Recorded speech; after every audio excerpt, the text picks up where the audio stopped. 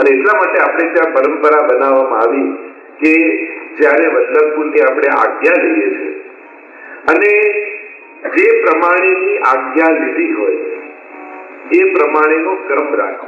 કારણ કે મૂળ પ્રમાણે ઘણી વાર શું થાય, એમ થાય કે હવે આજે સકડી ભોગ ધરું, કાલે સકડી ધરું, આજે કઈ ન ધરું, પરમ દિવસે દૂધઘર ધરું, એમ કરીને પ્રભુની પણ સેવા અવ્યવસ્થિત થઈ જાય. એટલે આજ્ઞા છે ને એક પ્રકારની પ્રભુની સુરક્ષા છે કે ઠાકોરજીની સેવામાં મનોકલ્પિત અને મનઢંગથી પોતાના કરવા ન લાગીએ કે મનમાં મૂળમાં આવ્યું ત્યારે વધારે અને મૂળમાં નથી ત્યારે કઈ ન કરવું. અને એટલા માટે આપણે ત્યાં આજ્ઞા માટે બંધારણ આપ્યું સેવા માટે કે આજ્ઞા લઈને સેવા કરવી. તેથી આજ્ઞા લેવા જઈએ એટલે ત્યાં વલ્લભકુળ પૂછે તમારી કેવી વ્યવસ્થા છે, શું ભોગ કરી શકશો, અનુકૂળતા કેવી છે. અને એટલા માટે આપણે ત્યાં એમ તો સર્વ વસ્તુ સમર્પણનો સિદ્ધાંત છે, પણ જેને અનુકૂળતા નથી, જેને અનેક પ્રકારના પ્રતિબંધો, જેમ આપણે અહીંયા રહીએ છીએ તો અનેક પ્રકાર, ભારતમાં રહેતા હોય તો સંજોગો જુદા હોય, અહીંયા રહેતા હોય તો સંજોગો જુદા હોય, તો આપણે આપણી રીતે કરવા જઈએ તો ઘણી વાર કોઈ ત્રુટિ કરી દઈએ, પ્રભુને શ્રમ આપી દઈએ. આજ્ઞા એટલે પ્રભુને શ્રમ ન પડે એવો ક્રમ જયારે વલ્લભકુળ બાંધી આપે એનું નામ આજ્ઞા છે. અને એટલા માટે આજ્ઞા લઈને જ કરવી. જયારે પણ કરવાની ઈચ્છા થાય, તમને એમ થાય કે હવે મિશ્રી ભોગ ધરું છું, હવે મારે આગળ દૂધઘર ધરવું છે, સકડી ધરવું છે, તો એ બધામાં આજ્ઞા લઈ લેવી. જેથી એ ગુરુની આજ્ઞા, વલ્લભની આજ્ઞા થકી ઠાકોરજી આરોગ્ય. જો આપણે કાની પણ કરીએ તો એક પ્રકારની કાની છે કે હવે વલ્લભની આજ્ઞા મળી એટલે ઠાકોરજી મારી સેવા અંગીકાર કરશે. તો આજ્ઞા એટલે એક પ્રકારની કાની, એક પ્રકારની આડી કે હવે આજ્ઞા થકી, જેમ આપણે મંત્રમાં કેવું હોય છે, દીક્ષા લઈએ છીએ, બાકી તો મંત્રો ચોપડીઓમાં લખ્યા હોય છે, પેપરોમાં આવતા હોય છે, પણ એ કેવળ પેપરમાંથી વાંચીને કે બુકમાંથી વાંચીને સીધા મંત્ર જાપ કરવા લાગી તે ફલિત થતા નથી. એને ગુરુ મુખે શ્રવણ કરવામાં આવે. અને એટલા માટે ભગવદ ગીતાજીમાં પણ જેમ કહ્યું, તદવિધિ પ્રણિપાતેન પરિપ્રશ્નેન સેવયા ઉપદેશ શક્તિ તે જ્ઞાન જ્ઞાની તત્વદર્શિકા. કે તું એ ગુરુની શરણમાં જા, એની સેવા કર અને પછી એની પાસેથી જ્ઞાન પ્રાપ્ત કર. તો આ ગુરુ મુખે જયારે આજ્ઞા મળે છે ત્યારે ઠાકોરજી સહર્ષ એ સેવાનો સ્વીકાર કરે છે. અને એટલા માટે આજ્ઞા લઈને ભગવત સેવા કરવી. બીજો પ્રશ્ન, ભારતની ઋતુ અને અહીંની ઋતુના તફાવતમાં સેવાક્રમ કઈ રીતે જાળવવો? એટલે આ બહુ કોમન પ્રશ્ન બધાને હોય છે. અને જયારે સાઉથર્ન હેમિસ્ફિયરમાં આપણે રહેતા હોઈએ છીએ ત્યારે વિપરીત ઋતુ હોય છે, પણ આપણે ત્યાં સેવા રીત પ્રીત વ્રજજનથી જનહિત જગ પ્રગટાય પ્રગટ ભય માર્ગ રીત. આપણે ત્યાં અહીંયા બેસીને ન્યુઝીલેન્ડ નો આનંદ નથી લેવો, આપણે તો અહીંયા બેસીને વ્રજનો આનંદ લેવાનો. સેવાનો અર્થ થાય કે તમારું ઘર નંદાલય બને અને વ્રજમાં જે ઠાકોરજીની લીલાઓ થઈ રહી છે એ લીલાનો અનુભવ દુનિયાના કોઈ પણ ખૂણે તમે રહેતા હો અને ત્યાં એનો આનંદ લઈ શકો. અને એટલા માટે વ્રજની રીત આપણે ત્યાં પ્રધાન રૂપે છે. પણ બીજો પણ એક સિદ્ધાંત છે, યથા દેહે તથા દેવે, કે જે તમારા દેહને અનુભવ થાય એવો ઠાકોરજીને થાય. એટલે હવે રીત અને આ પ્રીત બંનેનો વિવેક એટલે કે બેલેન્સ કરો. ક્રમ અને લીલા ભાવના તો એ જ ચાલે જે વ્રજની લીલા છે, કારણ કે આપણો ઠાકોરજી વ્રજનો છે, એને હજી ન્યુઝીલેન્ડ નું સિટીઝનશીપ નથી મળ્યું, એ વ્રજના સિટીઝનો છે, વ્રજેશ છે. એટલે મહાપ્રભુજી કહ્યું, સર્વદા સર્વભાવેન ભજનીયો વ્રજાધિપ. કોને સર્વદા ભજવાના છે? વ્રજાધિપ, જે વ્રજના અધિપતિ છે, જે વ્રજમાં બિરાજે છે, જે વ્રજમાં વ્રજભક્તોને આનંદ આપે છે. અને આ સેવાનો અર્થ જ છે વ્રજભક્તોનો આનંદ ભગવાન પાસેથી અનુભવ.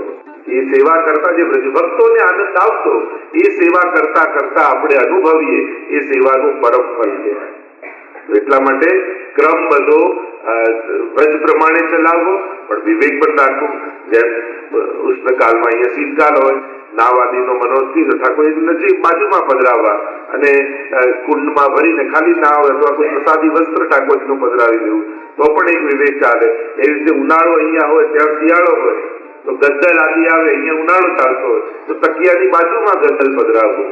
પણ લીલા ભાવના બધી ચાલતી, પણ જયારે શ્રીઅંગની સેવાની વાત એટલે કે જયારે વસ્ત્ર આદિ ધરીએ તો રંગ ભલે એ હોય પણ એનું મટીરિયલ એવું રાખવું કે જેથી પ્રભુને સુખ થાય. એટલે આ બંનેનો વિવેક રાખવો. એટલે સાવ ક્રમ ફેરવી દેવાની જરૂર નથી.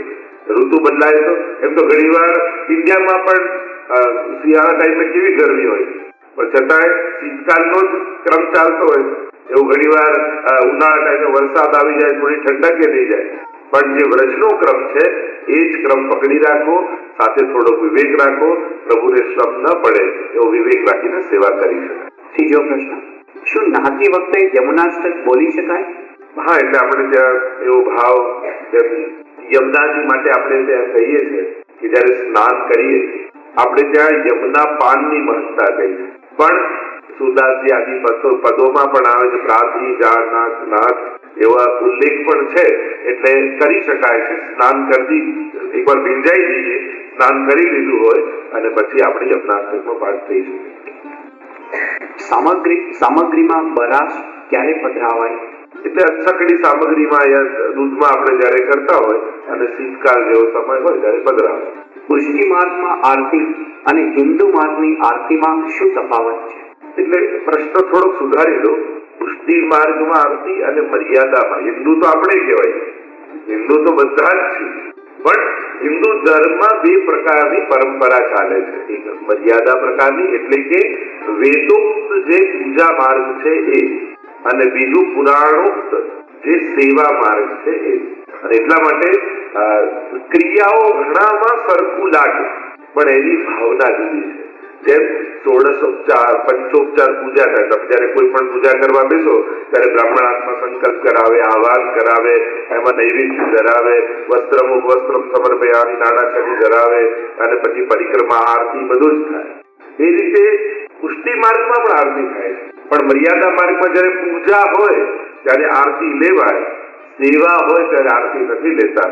કારણ કે પૂજાના એક અંગ રૂપે જેમ 5 પ્રકારની ષોડશોપચાર 16 સ્ટેપની પૂજા, 16 પ્રકારની પૂજા, તેમાં આરતી એક અંગ છે.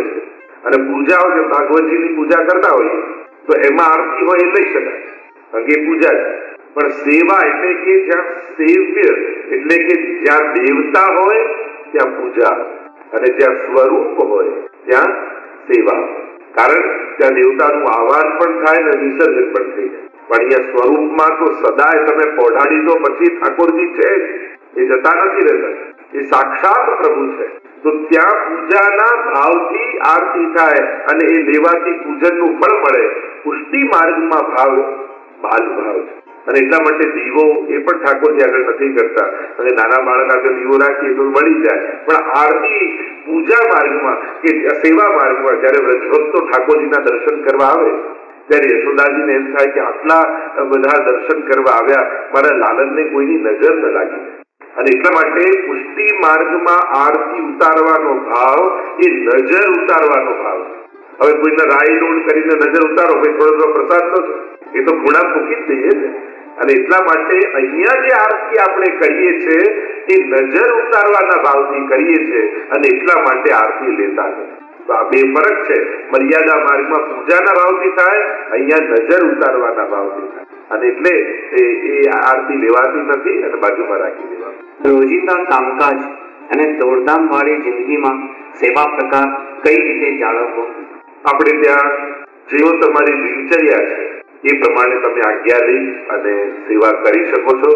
ભલે 15 મિનિટ તમારી પાસે રહેતા હોય તો એ 15 મિનિટમાં પણ સેવા કઈ રીતે થઈ શકે એ પણ કોઈ વલ્લભકુલ પાસે જઈને બેસીને ચર્ચા કરી શકાય. પણ ગમે તેટલો જીવ વ્યસ્ત હોય, જેમ પોતાના માટે બધી જ ક્રિયાઓ કરી લે છે, એમ પ્રભુ પણ આપણો આત્મા છે.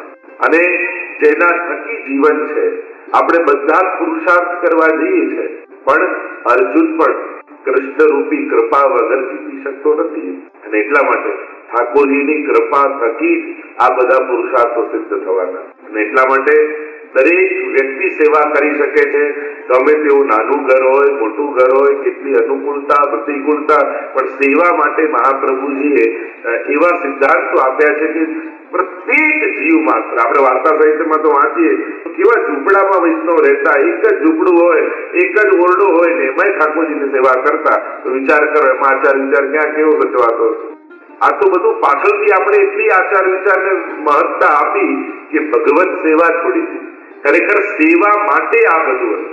તો જ્યારે પણ જે કરવા માંગતા હોય જેને પ્રશ્ન પૂછ્યો હોય એ ભલે ગમે તેટલા વ્યસ્ત રહેતા હોય પણ જો વ્યક્તિગત આવીને મળશે તો એ કઈ રીતે કરી શકે એમને ચોક્કસથી સમજાવ્યું. સેવા ક્યાં સમયે પહોંચાય? એમ તો ઉત્તમ એનો સમય તો પ્રાતઃકાલ છે, પણ પુષ્ટિ માર્ગની વિશેષતા એ છે કે પુષ્ટિ માર્ગે કાલો નિયામત, કે અહીંયા તમે બપોરે પણ ઠાકોરજીને જગાવીને મંગળા કરાવી શકો. જો તમારે સેવા જ કરવી છે ખરેખર, તમે 3 વાગે ઓફિસેથી આવતા હો, તમને એમ થાય કે સવારે મારે બહુ વહેલા ઓફિસે જવું પડે છે પણ પછી કાયમ ત્યારે જ કરવું, પછી રોજ રોજ સમય ચેન્જ નહીં કરવાનો. તમે એમ કહો હું બપોરે બી મંગળા થાય, અચ્છા તો સવારે શયન થઈ જાય તો બપોરે મંગળા ન થઈ શકે. તમે સવારે પહોંચાડી દો છો, રુચિ રુચિ સખીએ સેજ બનાવી રાત બનાવી પહોંચાડી દો છો તો સવારે રાત પાડી શકો છો તો રાત્રે સવાર ન કરી શકો. તો પુષ્ટિ માર્ગમાં તો કાલ અનુકૂળ છે. અહીંયા તો ઋતુઓ પણ સખી બની પ્રભુની સેવા કરે છે અને એટલા માટે અહીંયા કાલ બંધન નથી, કાલ પણ ભગવાનનો સેવક છે. એટલે જે કરવા જ માંગતું હોય એ કોઈ પણ એવા સમયે પણ તમને જયારે ઈચ્છા જ છે કે મારે ભગવત સેવા કરવી છે તો કોઈ ગુરુજનો પાસે બેસી અને જયારે પોતાનો ભાવ વ્યક્ત કરશો તો ચોક્કસથી તમે એ પ્રકારની સેવા કરી શકશો. પુષ્ટિ માર્ગમાં તો એટલી બધી અનુકૂળતાઓ આપવામાં આવી છે કે બસ જીવ પ્રભુ વગર ન રહે એ પ્રધાન મુખ્ય સિદ્ધાંત કૃષ્ણ સેવા સદા કાર્ય. ભગવત સેવાથી વંચિત જીવ ન રહેવો જોઈએ અને એને અનુકૂળ જે પણ વ્યવસ્થા કરવી હોય એ કરી શકાય છે. તો એટલા માટે તમે ઉત્તમ સમય સવારનો છે જો કરી શકો તો, નહીં તો પછી ઓફિસેથી આવીને પણ તમે કરી શકો. અંતર સમર્પણ કઈ રીતે કરાય? ચિત્રજીને અને સ્વરૂપજીને.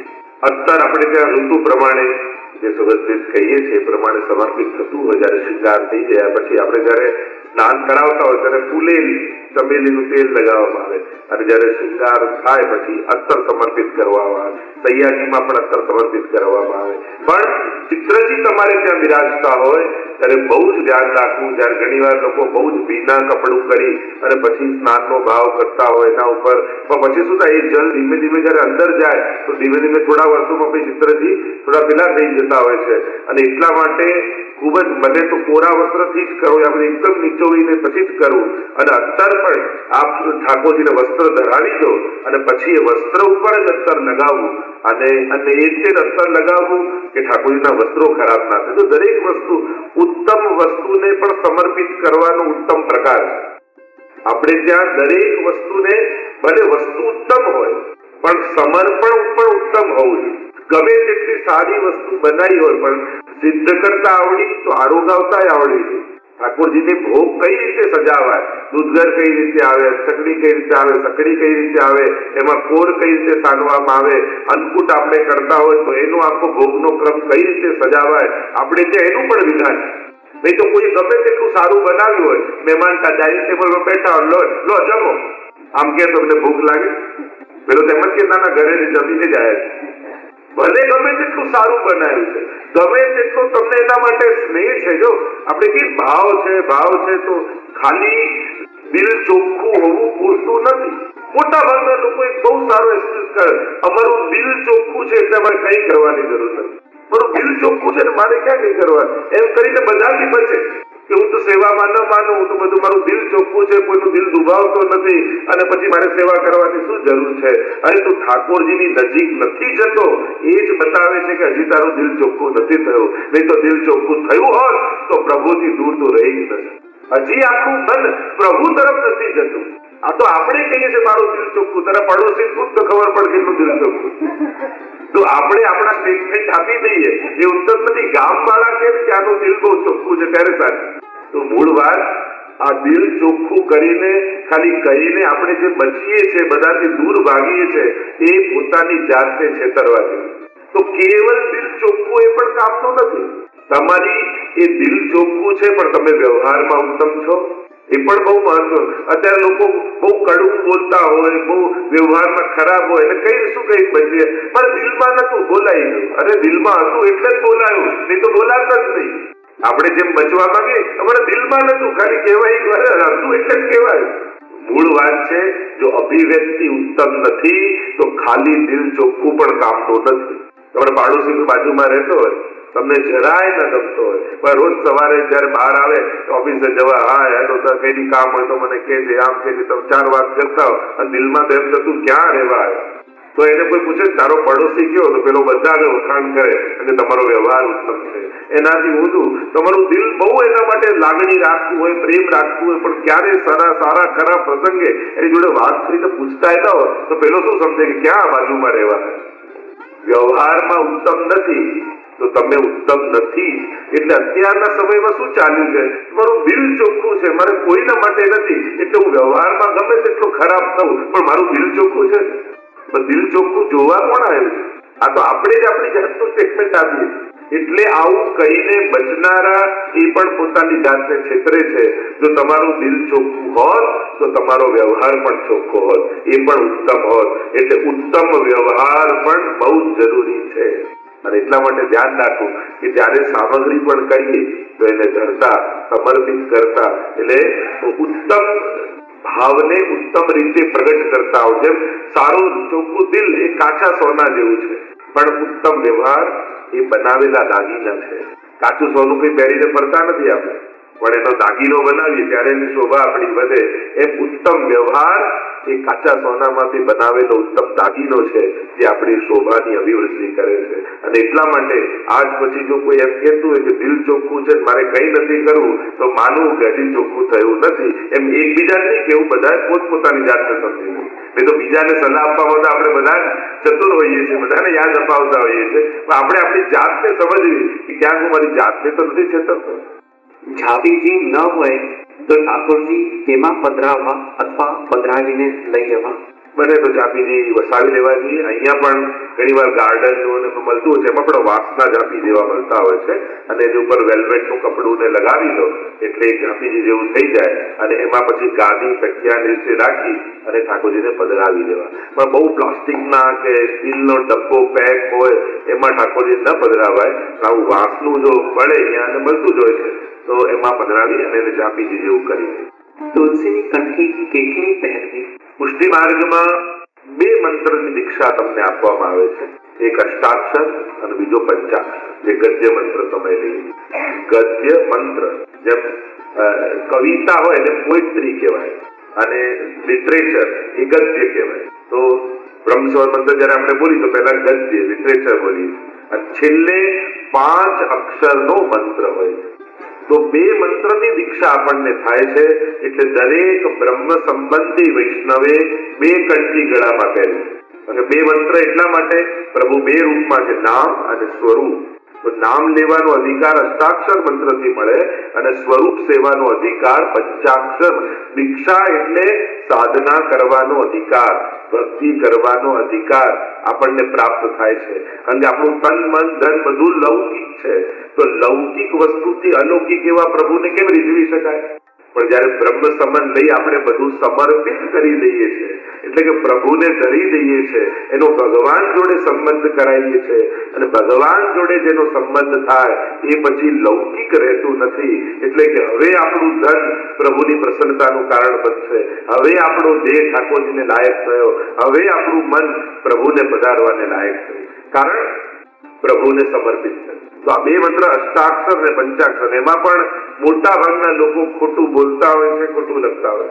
અષ્ટાક્ષરમાં પણ કેટલી ભૂલો આપણે કરતા હોય. ચલો તમને કહું કયો મંત્ર था? શ્રી કૃષ્ણ શરણમ મમ. એ વિસર શ્રી કૃષ્ણ શરણમ મમ હલન છે અને શ્રી કૃષ્ણ શરણમ મમ. 3 માંથી કયું સાચું? પહેલું, બીજું કે ત્રીજું? પહેલું મમ. આ 3 ખોટા છે. શ્રી કૃષ્ણ, કૃષ્ણ પછી વિસર્ગ, શરણમ બિંદી મમ. અસ્મત શબ્દની વ્યક્તિ મમ મે આવ્યો નવ અસ્માકમ ન, એટલે મારું. શ્રી કૃષ્ણ શરણમ મમ. આ શુદ્ધ ઉચ્ચારણ થાય. તો વિચાર કરો, અષ્ટાક્ષરમાં આપણે આટલી ભૂલો કરતા હોય તો પછી ગદ્ય મંત્ર અને પંચાક્ષરમાં શું થતું હશે?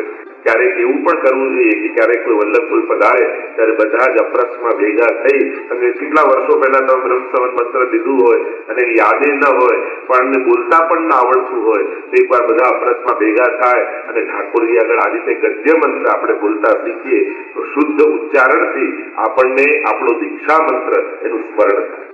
તો 2 કંઠી વૈષ્ણવે ગળામાં ધારણ થાય. ગ્રહણ વખતે સેવાક્રમ શું હોવો જોઈએ? એટલે સેવાક્રમમાં એક તો હવેલીનો સેવાક્રમ હોય છે ને એક વૈષ્ણવ નેત્યાનો ક્રમ હોય છે. વૈષ્ણવ નેત્યા અને હવેલીમાં ઠાકોરજી એ સમયે પહોંચતા નથી, જાગે છે અને દર્શન ખુલ્લા રહે. પણ તમારે ત્યાં તમે ઠાકોરજી સવારે પહોંચાડી દેતા હો એટલે ગ્રહણ સમયે જ્યારે ગ્રહણ લાગે ત્યારે ઠાકોરજીની સૈયાજીમાં પહોંચતા જ ભલે હોય ઝાડી બંટા વડા કરી દેવાય અને ગ્રહણ ઉતરે ત્યારે અપરસ કરી સ્નાન કરી અને ફરી ઝાડી બંટા લઈ અને ઠાકોરજીને દરવા આટલો ક્રમ કરવો જોઈએ. બાકી ગ્રહણનો તો ઘણો મોટો ક્રમ. સૂતક વિશેની સાદી સમજ. આપણે ત્યાં 3 પ્રકારની એષણા દોષ કયા છે: લોકેશના, વિતરેશના અને પુત્રેશના. એટલે કે કહેવાનો સાદા શબ્દોમાં કહું કે જ્યારે આપણું હૃદય લૌકિક આવેશમાં હોય ત્યારે પ્રભુ પાસે નથી જતું. આ એષણા દોષ કહેવામાં આવે. અને એટલા માટે 2 પ્રકારનું સૂતક હોય, એક પિંડુ, બીજું સૂતક. આપણે ત્યાં નિર્ણય સિંધુ અને ધર્મ સિંધુ, અને એ કેવલ પુષ્ટિ માર્ગના કોઈ નથી, હિન્દુ ધર્મના, બધા હિન્દુઓ માટે એક એવો ક્રમ બનાવવામાં આવ્યો કે જ્યારે કોઈ ગુજરી જાય એટલે જેને ત્યાં સેવા બિરાજતી હોય, ઘણી વાર જે ભક્તિ કરતા હોય, જો ધર્મશાસ્ત્ર બહુ માણસનો વિચાર કરે, એ એમ કહે છે કે એવા સમયે તમારી એની જરૂર છે જે તમારા ગામમાં તમારા સગા ગુજરી ગયા છે, એના પરિવારને તમારી જરૂર. અને લોકો એમ કે મારે તો સેવા છે, સેવા છોડીને હું ત્યાં ના જાઉં અને મારી ભક્તિ છૂટે. આવું ઠાકોરજીનું બહાનું કાઢી અને લોકો